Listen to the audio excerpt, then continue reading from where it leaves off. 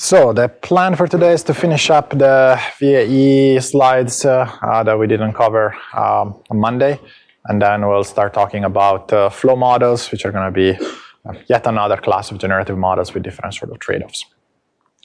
So the thing that I really wanted to talk about is this interpretation of a variational autoencoder or a VAE as an autoencoder, right? So we've derived it just from the perspective of, okay, there is a latent variable model, and then there is this variational inference technique for training the model, where you have the decoder, which defines the generative process P, and then you have this encoder network Q that is used to essentially output variational parameters that are supposed to give you a decent approximation of the posterior under the true generative model. And we've come up with this kind of training objective where you, for every data point, you kind of have a function that depends on the parameters of the decoder, the real generative model theta, and the encoder phi.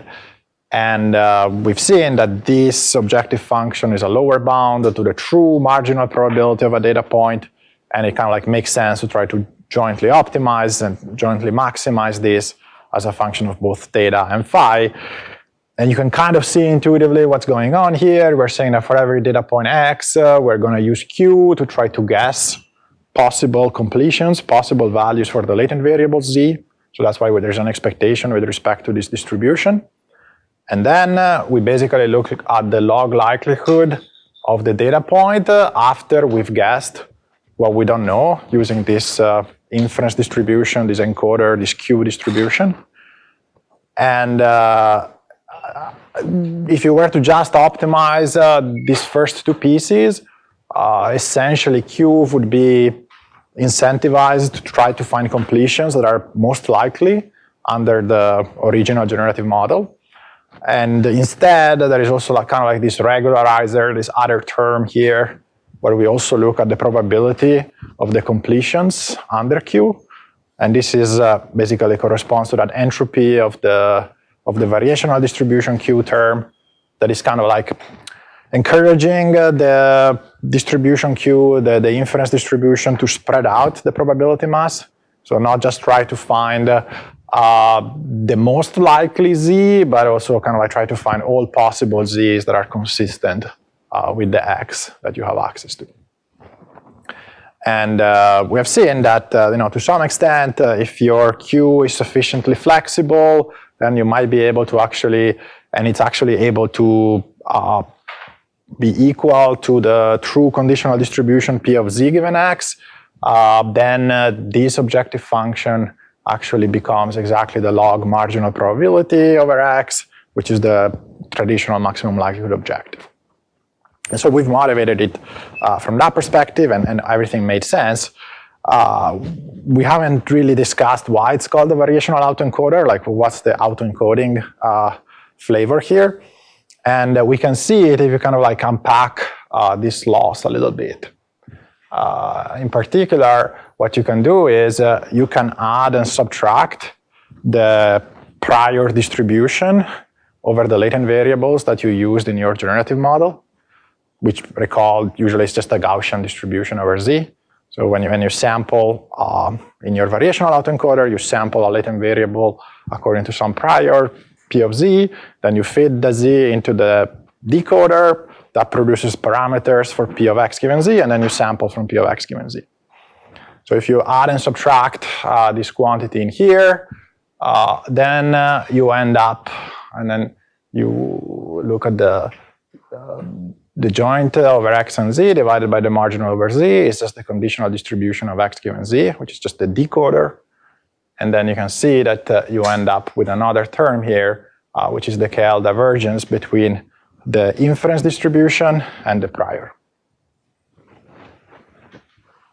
And so what does this objective look like? Like if you were to actually evaluate it and do some kind of like Monte Carlo approximation, what you would do is you would have some data point which gives you the X component. So it could be an image like the one you see on the left. That's the input, that's the ith data point. Then when you want to compute this expectation with respect to Q, what you would do is you can approximate that by Monte Carlo. And so what you would do is you would draw a sample from Q of z given x. And recall that Q of z given x is just some other neural network that basically takes xi as an input, you feed it in, and then as an it outputs some variational parameters over the distribution, over the latent variables, right? And so if Q of z given x describes Gaussian distributions, the output of this first neural network, which is the encoder, might be a mu and a sigma, which basically defines the kind of Gaussian you're going to use to guess what are reasonable values of the latent variables given what you know, given xi. And then what you could do is you could sample from this distribution. So you sample with a Gaussian with mean and variance defined by what you get by fitting the image through an encoder. Then we can look at, so yeah, this is what I just said. So there is this encoder, one neural network that would give you parameters, and then you sample from the Gaussian distribution. Then we can essentially look at the first term here of the loss, which you can think of it as a reconstruction loss. So essentially what we're doing is we're evaluating P of xi given this latent variable z that we've sampled. And essentially what we're saying is if you were to sample from this distribution, you would sample a data point from a Gaussian with parameters given by what you get from the decoder. And that would essentially kind of like produce another image out. And if you actually look at this likelihood term here, it would essentially tell you how likely was the original data point according to this scheme. And so it's kind of like if P of x given z is a Gaussian, it's some kind of a reconstruction loss that tells you how well can you reconstruct the original image given this latent variable z. And so the first term has some kind of autoencoding flavor. And if you didn't have the second term, it would essentially correspond to an autoencoder that is a little bit stochastic. So in a typical autoencoder, you would take an input, you would map it to a vector in a deterministic way, then you would try to go from the vector back to the input.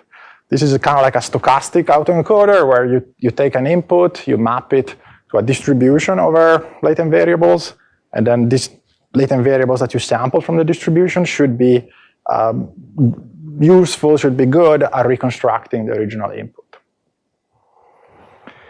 And so, yeah, the first term essentially encourages that what you get by feeding these latent variables, like kind of like this autoencoding objective. So like the output that you get is similar to the input that you feed in. The reconstruction part, I'm curious, like what in the training objective causes our hidden representation to resemble a Gaussian? Yeah, so so this is just the first term. So if you were to just do that, that's a fine way of training a model, and you would get some kind of autoencoder. Now there is a second term here. There is this KL divergence term between Q and the prior distribution that we used to define the VAE. That term, so that's the autoencoding loss. The second term is basically encouraging these latent variables that you generate through the encoder to be distributed similar as measured by KL divergence to this Gaussian distribution that we use in the generative process. And so this is kind of like saying that not only you should be able to reconstruct well, but the kind of latent variables that you use to reconstruct should be distributed as a Gaussian random variable. And if that's the case, then you kind of see why we would get a generative model this way, because if you just have the first piece, you have an autoencoder, that's great, but you don't know how to generate new data points. But if you somehow have a way of generating z's just by sampling from a Gaussian or by sampling from a simple distribution, then you can kind of like trick the decoder to generate reasonable samples, because it has been trained to reconstruct images when the Z's came from were produced by the encoder. And now if these Z's have some simple distribution, and so you have some way of generating the Z's yourself, just by sampling from a Gaussian, then you essentially have a generative model. And that's why it's called a variational autoencoder, because you can think of it as an autoencoder that is regularized so that the latent variables have a specific shape, have a particular kind of distribution, which is just the prior of your VAE. So that you can also generate, you can use it as a generative model, essentially. So in the classic setting with the autoencoder, it can also only reconstruct images or inputs that it has seen before. Is that correct? Well, if you train an autoencoder, you train it on a training set, and then you hope that it generalizes. So you would hope that it might still be able to reconstruct images that are similar to the ones you've seen during training. And that would still be achieved by this first term, right? To the extent that the model generalizes, which is always a bit tricky to quantify, but to the extent that the autoencoder generalizes, it's fine. But you still don't have a way of generating fresh data points, right? Because you don't have a way to start the process. The process always starts from data and produces data out, but somehow you have to hijack this process and fit in latent variables by sampling from this prior distribution. And this term here, this KL divergence term here, encourages the fact that that is not going to cause a lot of trouble, because the Z's that you get by sampling from the prior are similar to the ones that you've seen when you train the autoencoder. Yeah. Can I comment on that? So for autoencoder, essentially, when we train, once it's trained, and we just have a deterministic model, right? Whenever we give images, and then sort of just compress the information to this lower dimension. No, it's not. So the question is whether after training, in a regular autoencoder or a variational autoencoder? Like the regular autoencoder. The regular autoencoder, yes, is deterministic, yes. But this allows us to sample from the distribution, and then we can. Yeah, so this is a stochastic autoencoder in the sense that the mapping here, Q, is stochastic. Because technically, you could make it almost deterministic.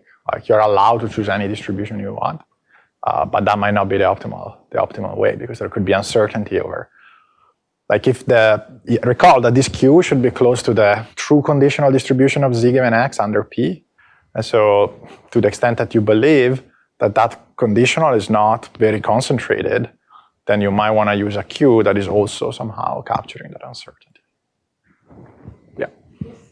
Is another like an RLHF loss where your first term is encouraging good samples, and your second term is discouraging it from going away from the existing distribution. And I would know you mentioned previously that we might be using a reinforced algorithm. Like, does that also lead to this thing?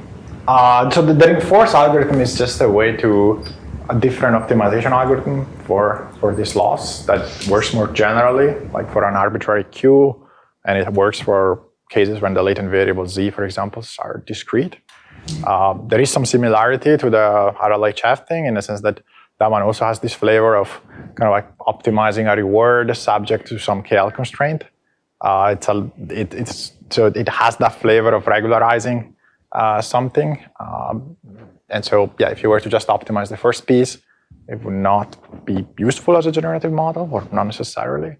And then you have to add this regularization term to allow you to do something. But it's not the RLHF case where both P and Q are generative models. This is slightly different in the sense that we're just regularizing the latent space, essentially, of an autoencoder. I'm just trying to understand, like, for the second term, the KL divergence term, and there's what's the rationale between forcing the Q, or because in this example, maybe the X is the observable part of the digit, and the Z is the unobservable part, and both knowing X will give strong indication of what Z is, or what is the rationale behind forcing the Q of like Z given X to be very close to like the unconditional P of Z?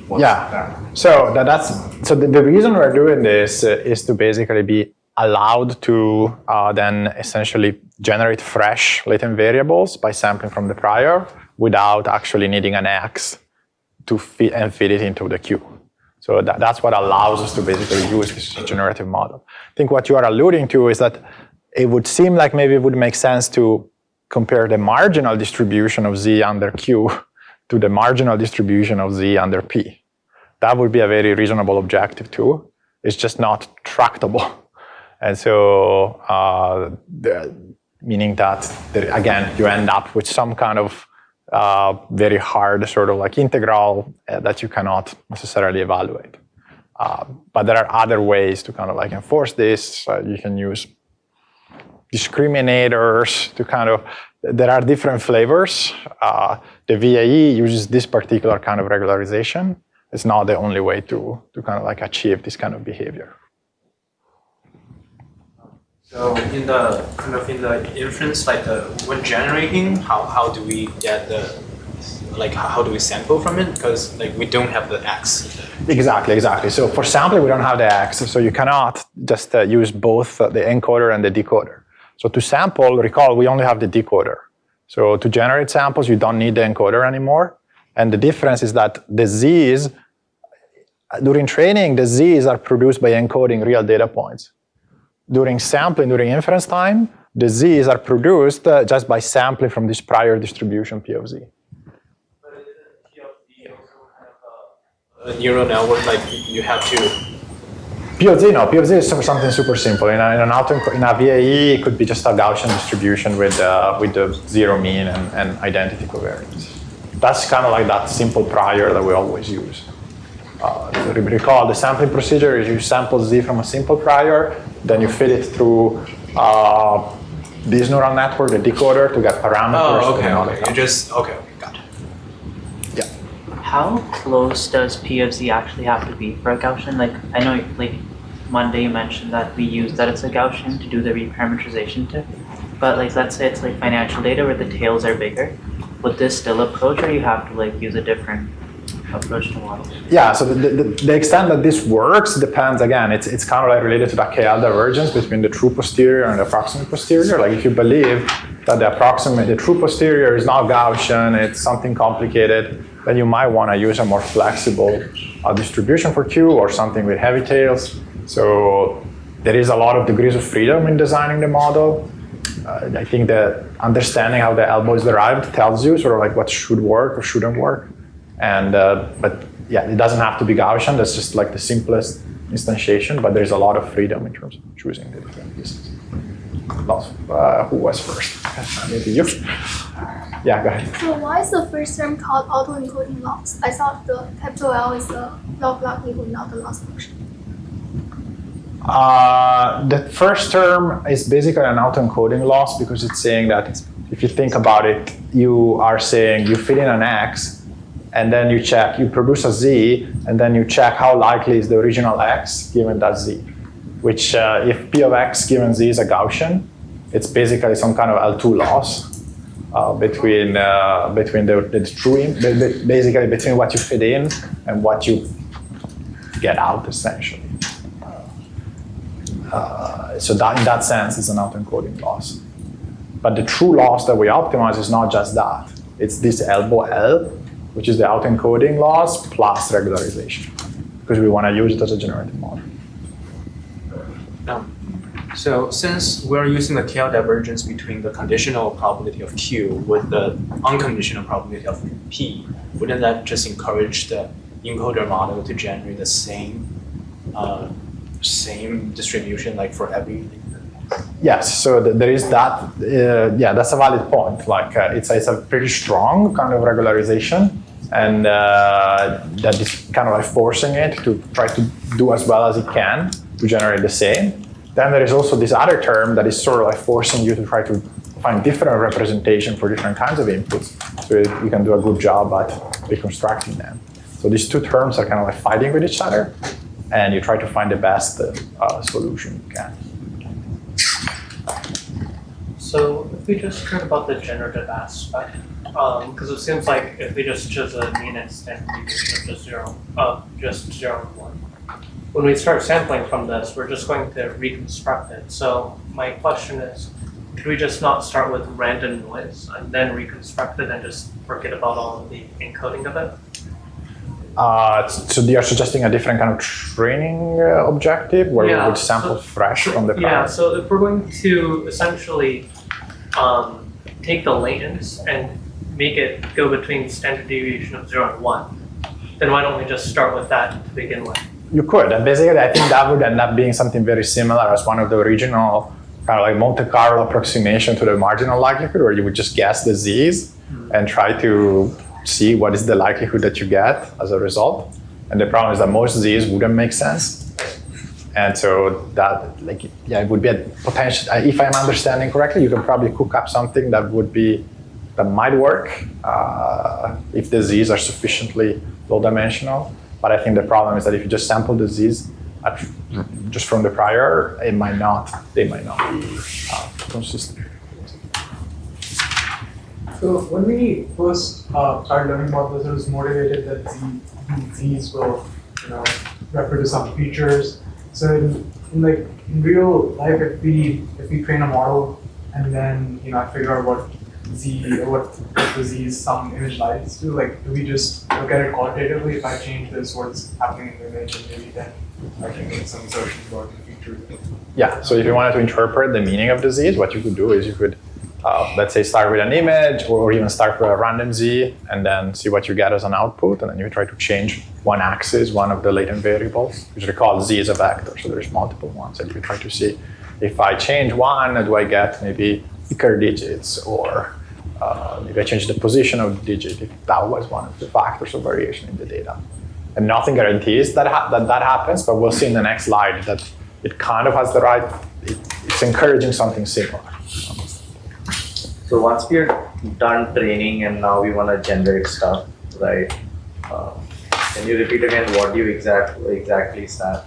You sample from Q of Z again, or what do you do? Yeah. So at generation time, the Q can be ignored. You can throw away the Q, and what you do is instead of generating the Z's by sampling from Q, which is what you would do during training, you generate the Z's by sampling from P, which is the prior of the VAE.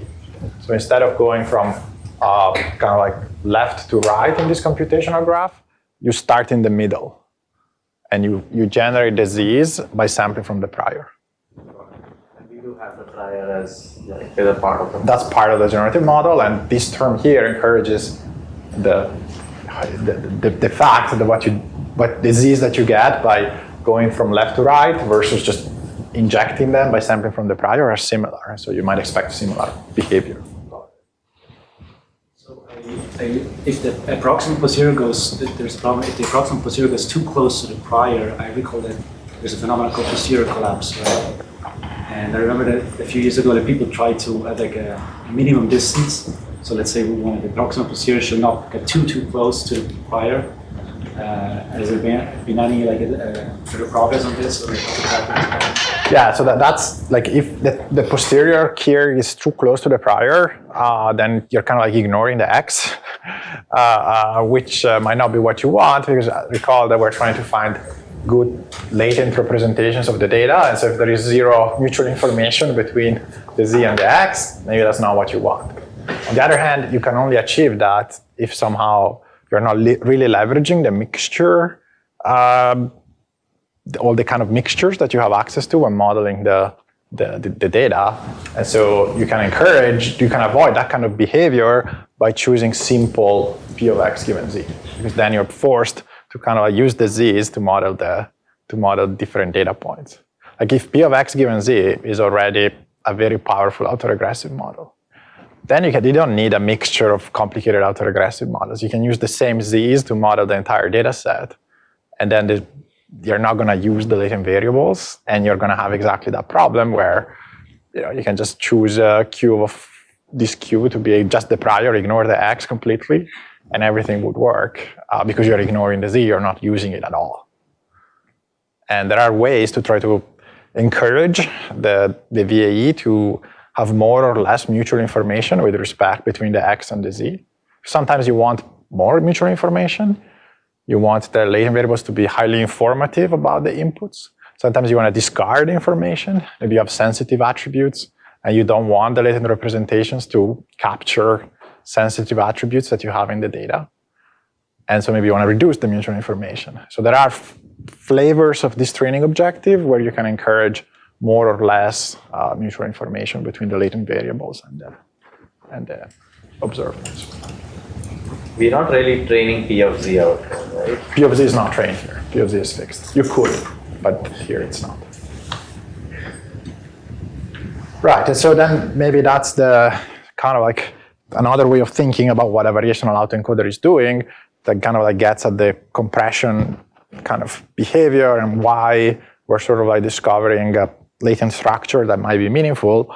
Like you can imagine this kind of setup where Alice is an astronaut and she goes on a space mission and she needs to send images back to Earth, back to Bob. And the images are too big, and so maybe the only thing that she can do is she can only send one bit of information or just a single real number, something like that.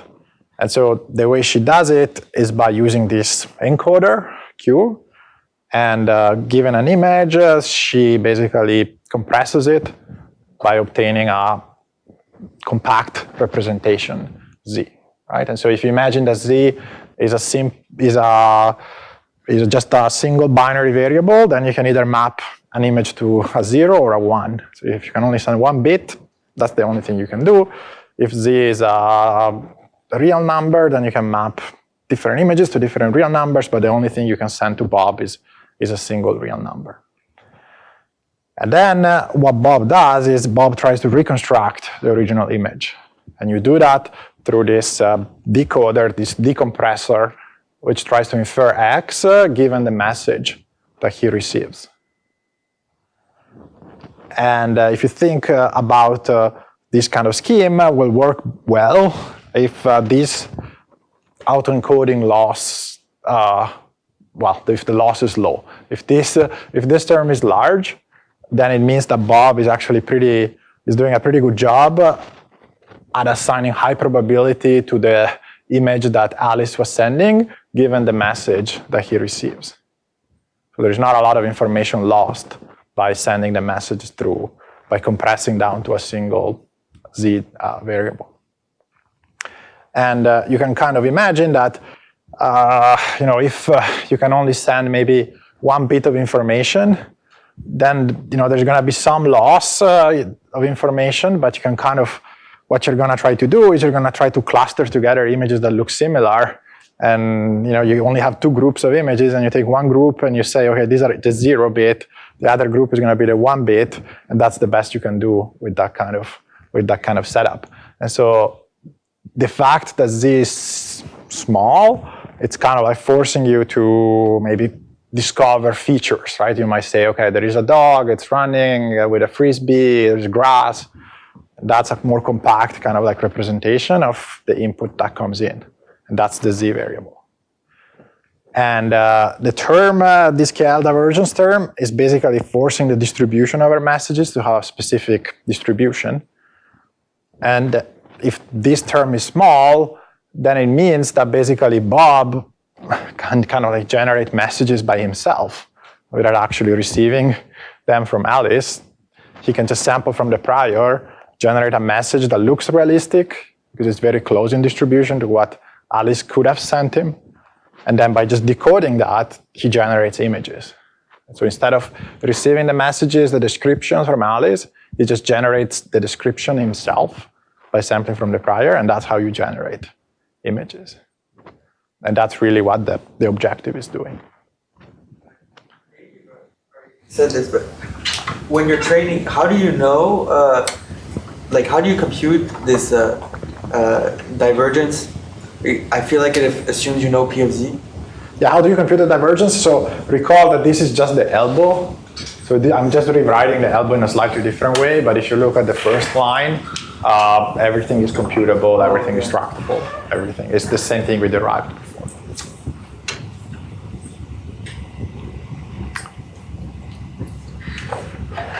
Okay, questions on this?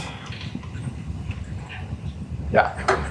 So let's say you have a data set with 1,000 dogs and 5 cats. Would your latent representation start allocating more bits to, I guess, the class you're seeing more of, so you're better able to reconstruct that, or you have to like manually?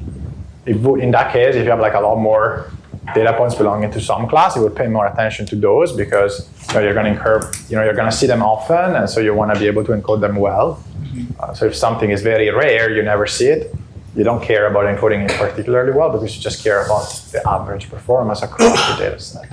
Gotcha. And I guess the flip side to that question is like, let's say there is a feature or some semantic attribute that you want to pay more attention to. I'm wondering if there's work done so that the model specifically focuses on those portions of the image more than other portions. Yeah, so there's different ways to do it. Like one is if you know what you care about, you could try to change this reconstruction loss to pay more attention to things that matters, right? Because right now the reconstruction loss is just L2, which might not be what you want. Maybe you know there are some features you care more, so you can change the reconstruction loss to pay more attention to those things, and that's the same thing as changing the shape of this distribution essentially. To say, okay, I care more about certain things versus others. The other thing you can do is if you have labels and because right now, this is kind of like made up. There is no, it's discover whatever it discovers. There is no guarantee that it finds anything semantically meaningful, right? So the only way to force that is if you have somehow labeled data and somebody's captioning the images for you or something, then you can try to change the training objective and make sure that sometime when you know what the values of the z variables is, then your life is easier. You can just do maximum likelihood on those. That's going to force the model to use them in a certain way. So when training, should we always sample the most likely z, or does sampling just some sort of randomly help more? Yeah. So the question is whether we should always choose the most likely z. And if you think about the elbow derivation, the answer is no. You always want to sample according to the p of z given x. So you would like to really invert the generative process and try to find the z's that are likely under that posterior, which is intractable to compute. But we know that would be the optimal choice for Q. I was saying should we always sample the most likely z based on the encoder? We shouldn't. No, the objective is just to sample from it because there could be many, and there might be many other possible explanations or possible completions, and you will really want to cover all of them. So for each input x, is it better practice to sample multiple and do multiple generations? So the question is, should you get more than one? Yes, in the sense that just like it's Monte Carlo, so the more z's you get, the more samples you get. Recall that you really want an expectation here. We cannot do the expectation. You can only approximate it with a sample average. The more samples you have in your average, the closer it is to the true expected value. So the better, more accurate of an estimate you have of the loss and the gradient. But it's going to be more expensive. So in practice, you might want to just choose one. Yeah. I'm just curious, if I have, let's say, not that much data, could I use like reconstruction to test the training data? Does that help at all? So you would augment the training data with samples from the model, essentially. And that's something that people are starting to explore, like using synthetic data for generative models. And there is some theoretical studies showing what happens if you start using synthetic data to and put it in the training set. And there are some theoretical results showing that under some assumptions, this procedure diverges, and this, I think it's called generative model going mad or something, and meaning that bad things happens if you start doing that kind of thing. But it's under some assumptions that are not really very realistic in practice. So it's unclear. I guess a question to the previous question I was asked, you said we don't do importance sampling during inference time? You think we don't sample from the more likely outcomes? We sample from the conditional. We don't pick the most likely z. Oh, I see. So we're still more likely to pick the more likely. Yeah, the more likely they are, the more likely we pick them, but we don't just pick the most likely one. We just sample from the distribution. Okay, so now the other thing I wanted to talk about today is start talking about flow models, which is another variant another way of going around the intractable kind of like marginal probability in a latent variable model, right? So far we've seen autoregressive models, we've seen variational autoencoders, where the marginal probability, marginal likelihood is given by this mixture model, this integral over the latent variables. And we've seen that autoregressive models are nice because you don't have to use variational inference. You directly have access to the probability of the data, and you don't have to deal with this, encoders and decoders. And VAEs are nice because, well, you get the representation Z, and you can actually define pretty flexible marginal distributions. You can generate in one shot. So they have some advantages that autoregressive models don't have. But the challenge with the latent variable model was that, well, we cannot evaluate this marginal probability, and so training was a pain, and we have to come up with the elbow. And so what flow models do is, it's a type of latent variable model, kind of like a VAE that has special structure, so that you don't need to do variational inference, and you can train them in a more direct way. So it's actually very efficient to evaluate the probability of observed data X, even though you have latent variables, and so which means that you can train them by maximum likelihood. And so the kind of idea is that we would like to have a model distribution over the visible data, over the observed data, that it's easy to evaluate and easy to sample from, right? Because then we can generate efficiently at inference time. And we know that there is many simple distributions that would satisfy these properties, like a Gaussian distribution or a uniform distribution. But what we want is some kind of distribution that has a complicated shape, kind of like the one you see here. So here the colors represent probability, density, mass. And so if you have a Gaussian, it has this kind of like relatively simple shape where all the probability mass is sort of like centered around the mean. And so if you think about modeling images with something like a Gaussian, it's not going to work very well because there's only going to be like a single point and all the probability mass is kind of like shaped around it. Think about a uniform distribution, again, it's not going to be very practical to model real data. And you want something much more multimodal, something that looks like this, where you can have probability mass somewhere and then have no mass, the probability decreases a lot and then goes up and then decreases. Like you want complicated kind of shapes for this p theta of x, which is kind of like the same reason we were using mixtures as one way of achieving this kind of complicated shapes by taking a mixture of many simple distributions. The way flow models do is they instead try to transform essentially simple distribution into more complicated ones by applying invertible transformations. And that's essentially kind of like a variational autoencoder. So it's going to be the same kind of generative model where you have a latent variable Z that you sample from, and that's again sampled from a simple prior distribution like a unit Gaussian, fixed Gaussian with fixed mean and some kind of, let's say, identity covariance. And then you transform it in a VAE. What you would do is you would compute the conditional distribution of x given z by passing z through some two neural networks. And what we've seen is that this is one way of getting a potentially complicated marginal distribution because of this mixturing behavior. But you have this issue that when you want to evaluate the probability of 1x, you have to go through all possible z's to figure out kind of like which ones are likely to produce that particular image, let's say x, that you have access to, right? And this enumeration over all possible z's is the tricky part, is the hard part.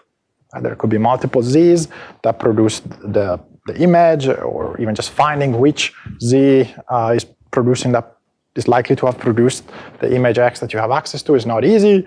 And the way the VAEs kind of like get around this is by using the encoder that is essentially trying to guess, given the x, which z's are likely to have produced the image that you have access to.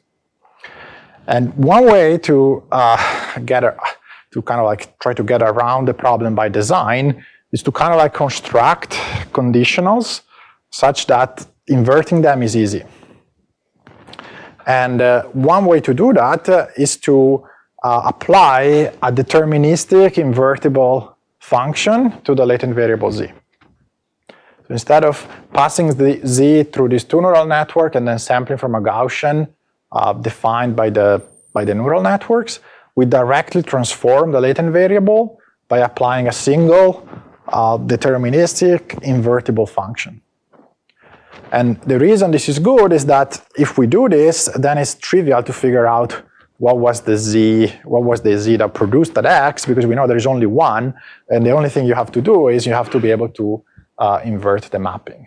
So to the extent that by design, these functions that we use are invertible, and they're easy to invert, hopefully, and deterministic, so that there is always only one z that could have produced any particular x, then that kind of like solves the problem at the root that we had when we were dealing with variational autoencoders. And that's really the whole idea of this class of generative models called flow models, which you can think of it as a VAE, where the mapping from z to x is deterministic and invertible, which makes, as we'll see, learning much easier. The latent priors that we choose has the same dimensions with x? Or? Yeah, so that's going to be one of the that will come up, but that's a great observation that if we want this mapping to be invertible, then we're sort of like requiring z and x to have the same dimensionality. And so one of the things you lose if you do this is that there is no longer this idea of a compressed kind of representation, because now z and x end up having the same number of dimensions. Okay, so that's kind of like the high-level motivation, the high-level idea. Now let's see how it's actually done in practice. So just and let's start with a simple refresher on what happens if you take random variables and you transform them through, let's say, invertible functions. And so just to start, let's say that we have a single continuous random variable x. And you might recall that one way to describe the random variable is through the CDF, the cumulative density function, which basically tells you for every scalar a, what is the probability that the random variable is less than or equal to a. And then the other way to describe the random variable is through the PDF, which is just the derivative of the CDF, right? And typically we describe random variables by specifying a kind of functional form for this PDF or CDF. In the case of a Gaussian, it might look something like this. You have two parameters, the mean and the standard deviation, and then you get the shape of the PDF by applying that function. And or it could be uniform, in which case the PDF would have this kind of functional form where it's, if it's uniform between A and B, then the PDF is 0 outside that interval, and it's 1 over the length of the interval when x is between A and B. And same thing holds when you have random vectors. So if you have a collection of random variables, we can describe this collection of random variables through the joint probability density function. And again, an example would be if these random variables are jointly distributed as a Gaussian distribution, then the PDF would have that kind of functional form. So now x is a vector, so it's a sequence of numbers, and you can get the probability density at a particular point by evaluating this function. And again, the problem here is that this kind of simple PDFs, they are easy to evaluate, they are easy to sample from, but they are not very complicated. Like the shape is pretty simple. Kind of like the probability only depends on how far x is from this mean vector mu. And kind of like that determines the shape, and you don't have many parameters to change the shape of this function. Okay, now let's see what happens when we transform random variables by applying functions to them. So let's say that z is a uniform random variable between 0 and 2. And pz is the density of this random variable. Now, what is the density, the PDF evaluated at 1?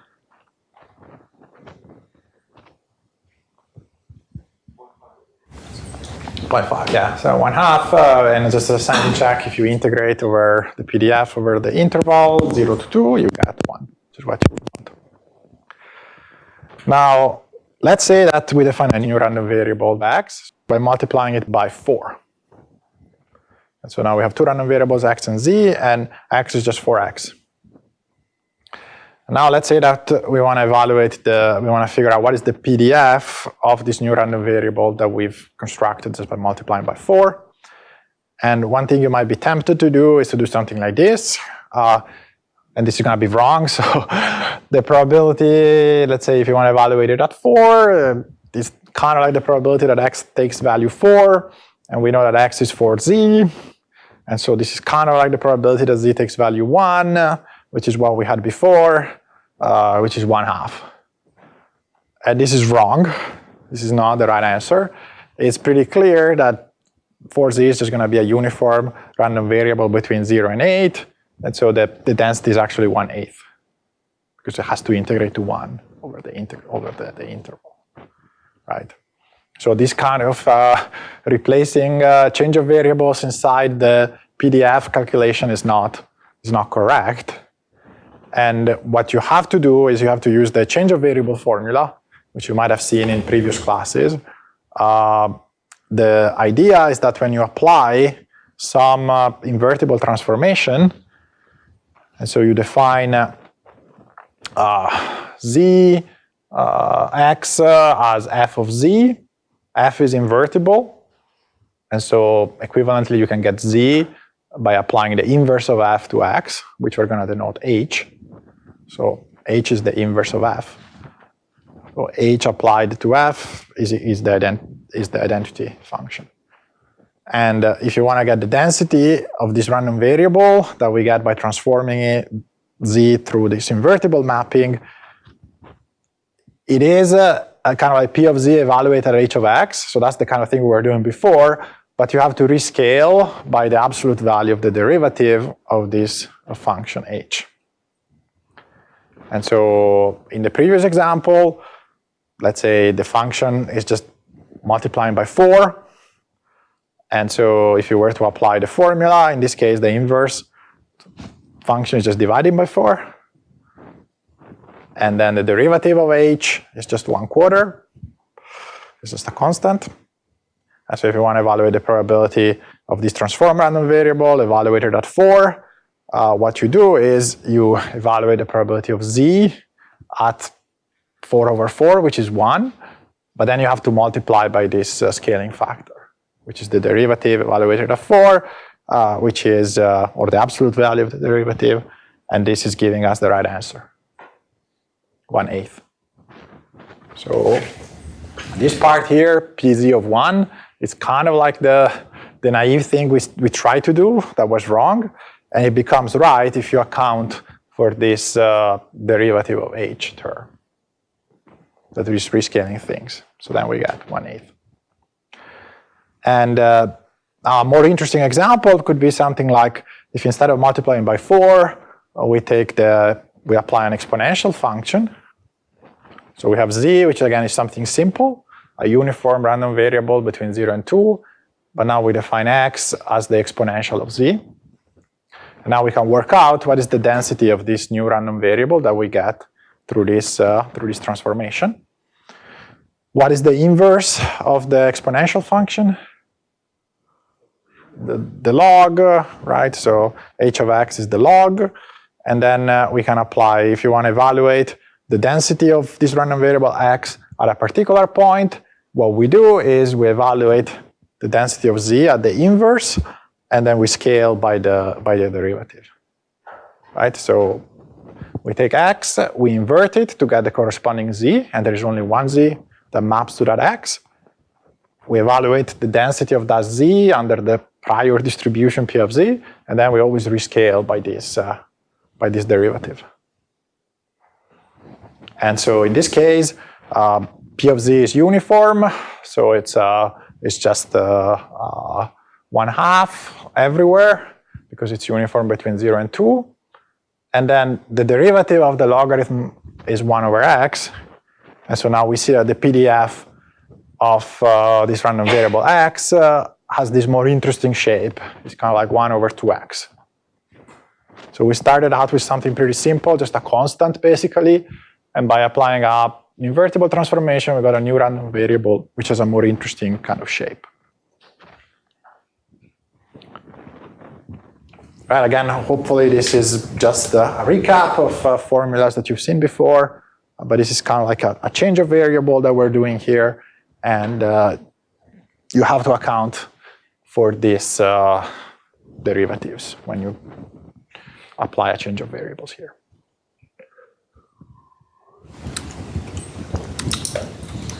Okay. Questions on this?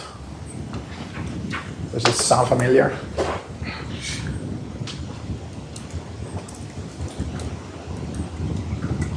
Okay. Now let's see.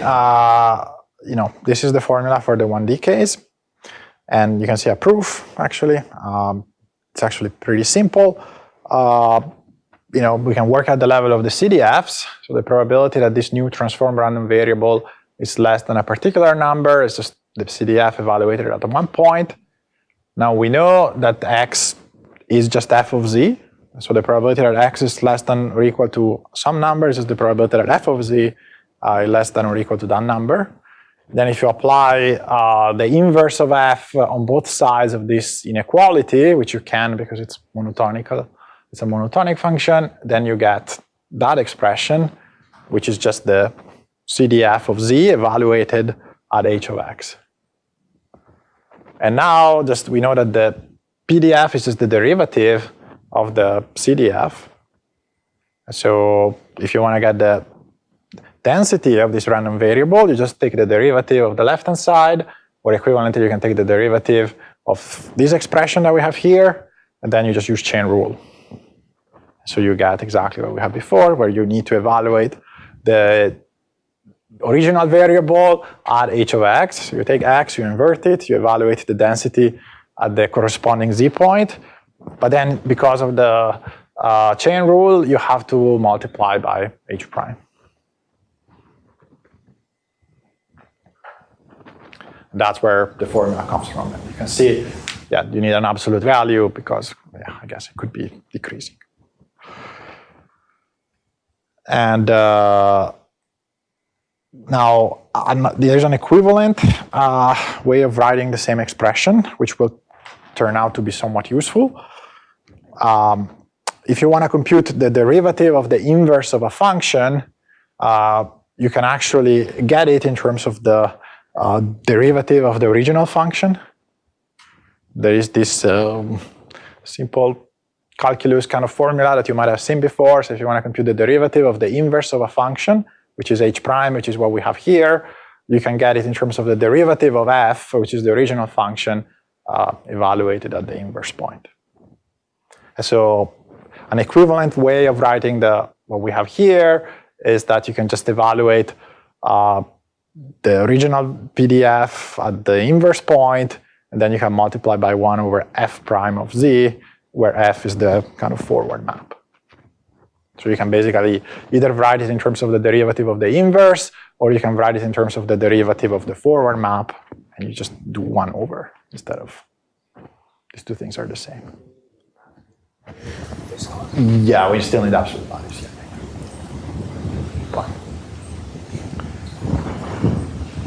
Yeah.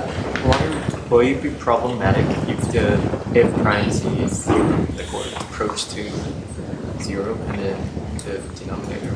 Yeah, so it has to be invertible, so that cannot happen. But yeah, you need to be able to somehow compute these derivatives, and that's not going to be necessarily easy. Because if f prime is 0, that means it's a constant, and then it's no longer invertible. Okay, so that's the easy thing. Now let's see what happens when we transform random vectors. Because if you think about a VAE, we want to transform random vectors into random vectors. So we kind of need to understand what happens if we apply an invertible transformation to a random variable that has a simple distribution. So let's say our random variable is a random vector z is now uniform over this kind of unit hypercube. So we have n kind of dimensions, and each one of them is uniform. And we want to understand what happens if we transform that random variable. And just to get some intuition, we can start with linear transformations. Just like before, we kind of started by saying multiply by 4 and see what happens. We can do the same thing and instead look at what happens if we linearly transform a random vector, which means that we basically just multiply it by a matrix A, and we want this transformation to be invertible, which in this case just means that the matrix itself has to be invertible. So that you can go, there is a unique correspondence between X and Z. And we're going to denote the inverse of H with W. And the question is, how is X distributed? Right, what happens if you start with basically uniform and then you pass it through a matrix, you multiply it by a matrix, you get another random variable. How is that distributed? You kind of see that A is linear, it's going to stretch things somehow. And essentially what happens is that it's mapping the hypercube to a parallelotope, so which is just kind of like a parallelogram. And so in 2D, it would look something like this. So you have a uniform. So if n is 2, then you have z is distributed uniformly between 0 and 1 in both directions. So it's just uniform in this square. And then what happens if you multiply it by this matrix A, which is just A, B, C, D, you're gonna get a uniform distribution over that parallelogram. You can kind of see that the vertices correspond to what you would get if you were to multiply the matrix by 0, 0, you're gonna get 0, 0. If you multiply this matrix by 1, 0, this corner, you're gonna get this corner AB. And if you multiply by 0, 1, you get this corner CD. And if you multiply by 1, 1, you get this corner up here, and then it's all the other points. We show us this kind of transformation from a unit square to this, and such a process is linear, right? Yeah. But the one you showed us when we apply the AE, essentially, I think that's a nonlinear process. I was trying to imagine like what is this transformation matrix? Is it like a linear operations or? So here it's linear, everything is linear so far. Then we'll go into nonlinear because we want to use neural networks, but it turns out that it's better to understand the linear case first. But so far it's all linear. We're just multiplying by A, and that's a linear transformation. Okay, even like the A matrix itself is also a linear system. And Yeah, so A is fixed, so it's just a linear mapping, and so it's a linear transformation. Okay, so now we have some intuition for what happens here. X, which is what we got on multiplying A by Z, it should be a uniform random variable over this red area, essentially. And so what is the density? Well, we need to figure out what is the area or the volume of that object, because if it's uniform, then it's just going to be 1 over the total area of that parallelogram, of this red thing here. And I don't know if you might have seen this, but you can get the area of the parallelogram by basically computing the determinant of the matrix. And here there is a geometric proof showing that indeed, if you can get the area of the parallelogram by taking the area of this rectangle and subtracting off a bunch of parts, you get that expression. So this is the determinant, AD minus CB, and that's the area of the parallelogram. And so what this means is that X is going to be uniformly distributed over this parallelotope of area absolute value of the determinant of A, which means that the density of X is going to be the density of the original variable evaluated at the inverse.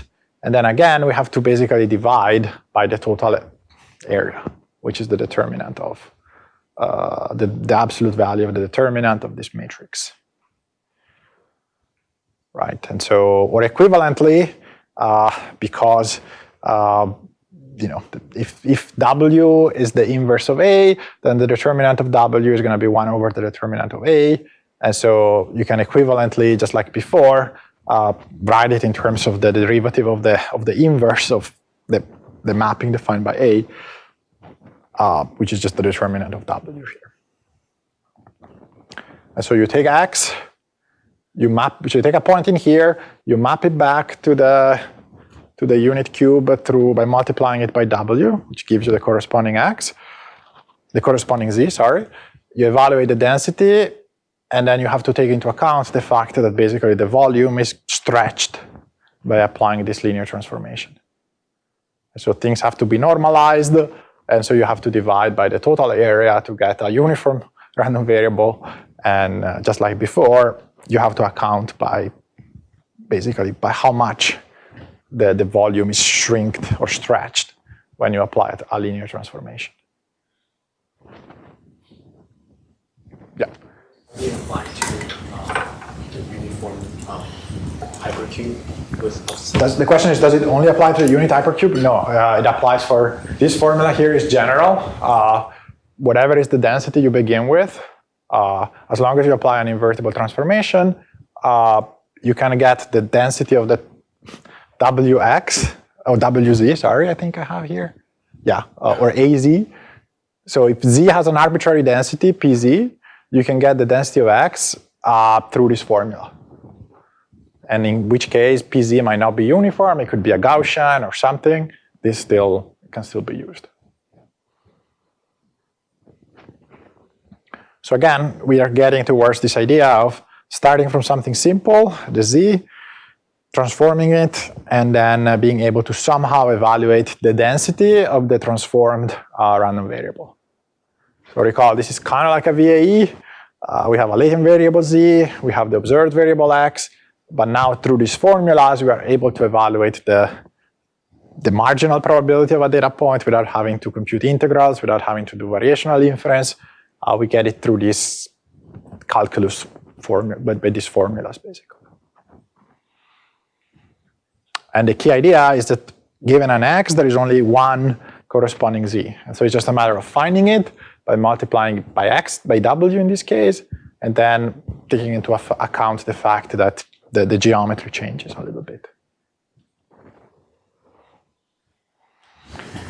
And now, notice, yeah, this is the same kind of, not surprisingly, this is strictly more general than what we had before in the 1D case, and so, but it's kind of like the same thing.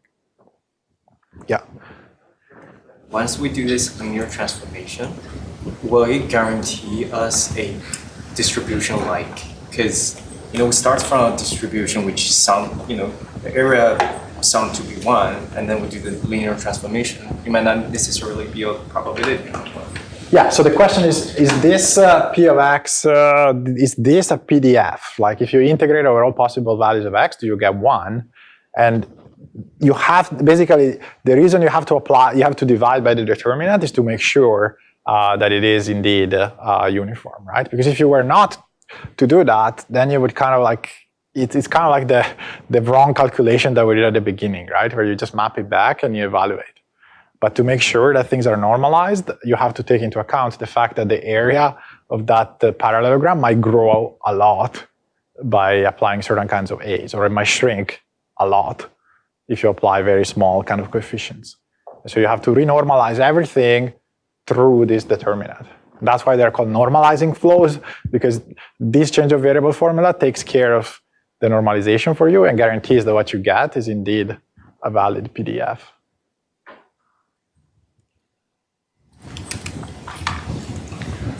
Cool. Now, we know how to do these things for linear transformations. What we want to do is we want to use deep neural networks. So we need to understand how what happens if we apply nonlinear transformations, invertible nonlinear transformations.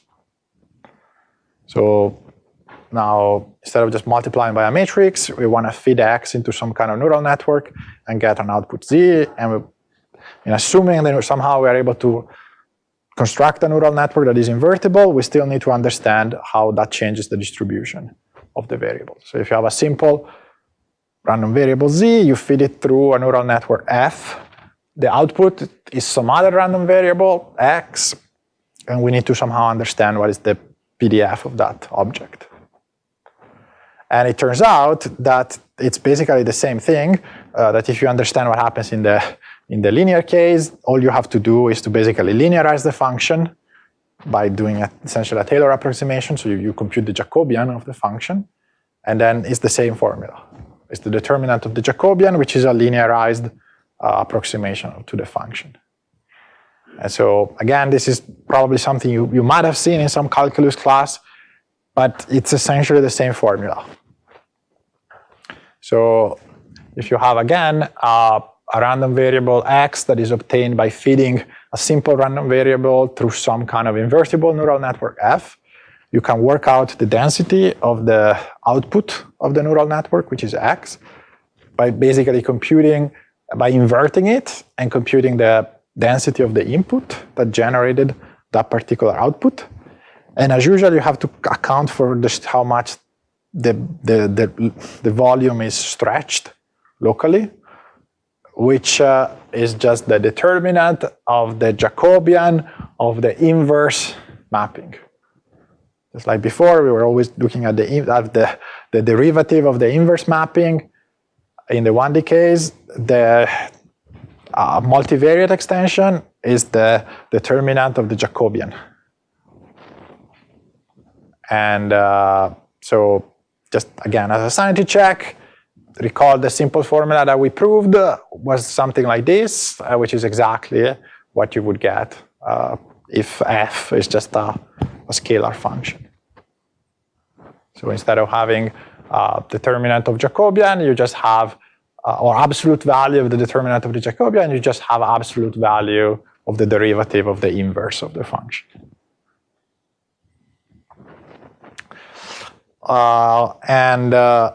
Let's see, and just like before, if you have an invertible matrix, the determinant of the inverse is it's 1 over the determinant of the original matrix. And so you can equivalently write things just like before in terms of the Jacobian of the forward mapping. So here things are, if you go from Z to X, then the formula basically involves the Jacobian of the mapping from X to Z. You can also write things in terms of the Jacobian of the mapping, and just like before, you just do 1 over instead. So you can also compute directly the Jacobian of f, and then you compute the determinant of that, and then you do 1 over, and that's the same thing, just like before. Remember before we had the formula where you could write things in terms of h, or you could write things in terms of f, and this is the same thing. But this might be computationally, as we'll see, sometimes it's easier depending on whether you model when you start using neural networks to model f, it might be more convenient to use one or the other. And that's the reason these formulas are handy.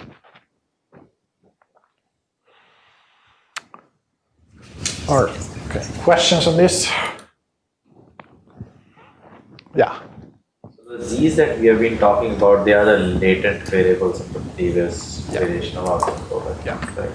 So you should still think of, this is just math so far. We haven't really built a generative model, but yeah, you should think of the Z as having some simple distribution, and then you pass them through a decoder F, which is now an invertible transformation, and then you get your samples, X, images out. And now you can evaluate the density over the images, which is what you need if you want to do maximum likelihood through this formula. So you don't have to do variational inference, you don't have to compute elbows, you don't have to use an encoder. To the extent that you can invert the mapping by construction, then you're done. You just need to invert and take into account this changing volume, essentially, given by the linearized transformation. It needs to be continuous and have the same dimension.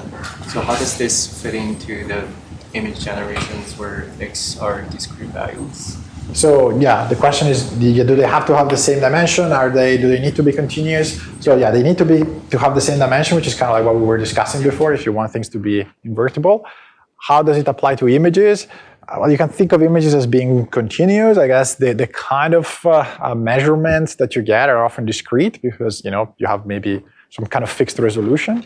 But you can pretend that things are continuous, or you can add a little bit of noise to the training data if you want. It's basically not a problem, and you can train these models on images. In the case when F is a neural network, we will apply chain rules to make the Jacobian actually computable in this case. Yeah. And what if we cheat a little bit and make F not actually invertible? For example, if the neural network we compress Z first and then get to X. And in the second form, we don't really need the invert of F. So we have an F, but it's not invertible. We can still compute the probability of PX. How does... So yeah, so if F is not really invertible, then the formula doesn't quite work, and you're back in kind of a VAE land, because it basically means that there could be multiple Z's that map to the same X. And so if you want to compute the probability of having generated this particular X, you're no longer guaranteed that there is only one Z. You just have to compute it and apply the formula. You would still have to kind of work through all the possible Z's that produced that X. And people have looked at extensions of these models where maybe you're guaranteed that there is only up to K. It's almost invertible. Like if you know all you have to know is basically all the possible X's that could have produced, all the possible Z's that could have produced any particular X. As long as you construct things such that that's always the case, then you can still apply similar tricks. But in general, if there could be a lot, if it's highly non-invertible, then you're back in VAE land, and then you need some kind of encoder that guesses, that kind of like inverts the function for you. And you have to train them jointly so that the encoder is doing a good job at inverting the decoder. And so then you might as well use the elbow.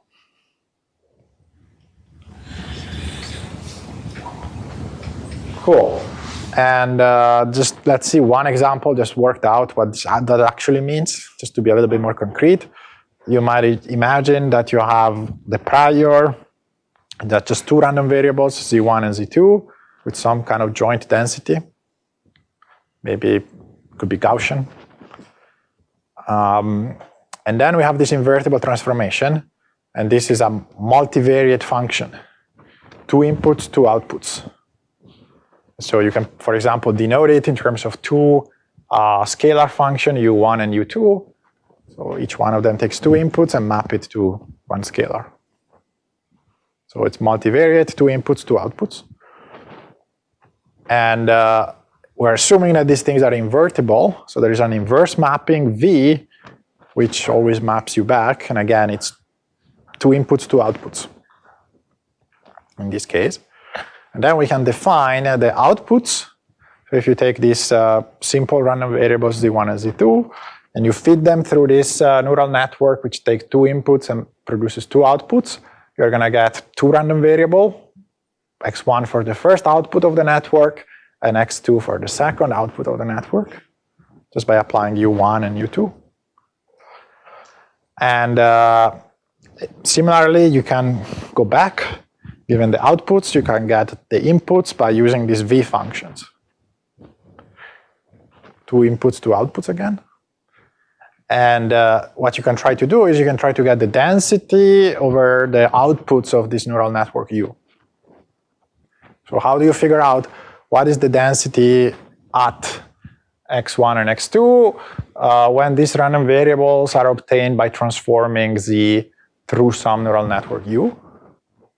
And it's always the same thing, where what you do is you take the outputs, which are x1 and x2, you invert the network, so you figure out which were the two inputs that produced the outputs that we have, and then you evaluate the density, the original density, the input density at those points.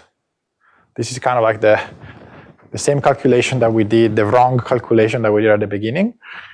Just invert and evaluate the original density at the inverted points. And then, as usual, you have to fix things by looking at how the volume is stretched, essentially locally. And what you would do in this case is you would get the absolute value of the determinant of the Jacobian of the inverse mapping. The inverse mapping is V. The Jacobian is this matrix of partial derivatives. So we have two outputs, two inputs. So you have four kind of partial derivatives that you can get. First output with respect to the first input, first output with respect to the second input, second output with respect to the first input, and so forth. That's a matrix. You get the determinant of that matrix, you get the absolute value, and that gives you the density that you want. To the extent you can compute that, you have a way of evaluating densities for the outputs. Or equivalently, you can do it in terms of the Jacobian of U, which is the network that kind of you use to transform the simple variable. And so again, you can kind of like evaluate it directly at the z's, the corresponding inputs, and then you apply this kind of the Jacobian of the mapping in the other direction. And we'll see that sometimes one versus the other could be more convenient computationally.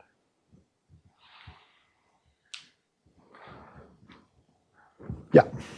This is more like a broader question, but are there domains which these flow models are better suited than VAEs, so like the autoregressive ones? Like what are like applications where this approach of modeling the problem excels? Yeah, so flow models are actually, the question is when are flow models suitable? And flow models are pretty successful. Like in fact, you can even think of diffusion models as a certain kind of flow model. And if you want to evaluate, which diffusion models are kind of like state of the art right now for images, video, speech. There is an interpretation of diffusion models as flow models, kind of like infinitely deep flow models. And these formulas here are what you need, what you use to, or an extension of the formula is basically what you use to evaluate likelihoods in diffusion models. I think last lecture you said that you can also think of diffusion models as like stacked VAEs, right? Yeah. Okay. So there is going to be two interpretations of them, and flow models help you if you want to evaluate likelihoods. Because if you think of it as a stacked VAE, you don't have likelihoods. If you want likelihoods, then you can think of them as flow models, and then you can get likelihoods through exactly this formula. So what you're saying is basically the diffusion model approach basically unifies this flow modeling approach and the VAE. Yeah. Mm. Yeah, you might have covered this, but if we're dealing with a higher dimension problem, then for the linear system that we're trying to solve here, I guess will become intractable. Although like theory guarantees that it's invertible functions, but practicality-wise, it's hard to solve the linear system. Yeah, so the question is, like how do you, I guess, it seems like we need to do a bunch of things. You need to be able to invert the function. You need to be able to compute, the Jacobian. You need to get the determinant of the Jacobian, which in general, the determinant of a matrix is kind of like an n cube kind of operation. So what's going to come next is how you parameterize functions with neural networks that have the properties we want. So they're easy to invert, and it's easy to compute Jacobians, and it's easy to compute determinant of Jacobians. for diffusions, we don't need to do the whole image groups. So it's kind of like a mixture of variation. Like the pure version of a diffusion model would be defined in pixel space, and the latent variables have the same dimension as the inputs, and that's why you can think of it as a flow model. So we don't reduce the dimensionality at all. They don't, yeah. Is the interpretation of the latent state space still being some sort of intrinsic hidden variable still applicable when they're the same size? Or is it, it seems like you haven't reduced the problem at all. Yeah, so the question is, can you still think of them as latent variables? It is a latent variable to some extent, but then it has the same dimensionality, so it doesn't really compress in any way. It has a simple distribution. It is distributed in a simple form, which is desirable to some extent, but it's really more like a change of variables. It's kind of like, like you're measuring things in pixels or meters, and then you change and you start measuring things in feet, but it's not really changing anything, right? You're just really changing the units of measure in some sense. And at least if you were to do just linear scalings, that would just be changing the units of measure. Here you're doing nonlinear, so you're kind of changing the coordinate system in more complicated ways, but there is no loss of information. Everything is invertible, and so it's really just looking at the data from a different angle that makes things more simpler to model. Because if you start looking at things through the lens of F inverse, then things become Gaussian. And so somehow, by using the right units of measure, or by changing the axes in the right way and stretching them and in the right way, things become much easier to model. And so that's a better way to probably think what flow models are really doing. So for functions that somehow that are not particularly continuous, for example, like discretizing the latent space and so on, what are some tricks that we can use to approximate continuity for such functions? Yeah, so the question, I guess, is whether this can be applied to discrete or whether, so there are extensions of these sort of ideas to discrete, but then you lose a lot of the mathematical and computational advantages really rely on continuity. So people have looked at, the equivalent of an invertible mapping in a discrete space would be some kind of permutation, kind of like a permutation essentially. And so people have tried to discover ways to kind of permute things in a way that makes them easier to model, but you lose a lot of the mathematical structure, and so it's not easy to actually do. After you've trained a model, then you can certainly discretize. But for training, you really want to think of things as being continuous.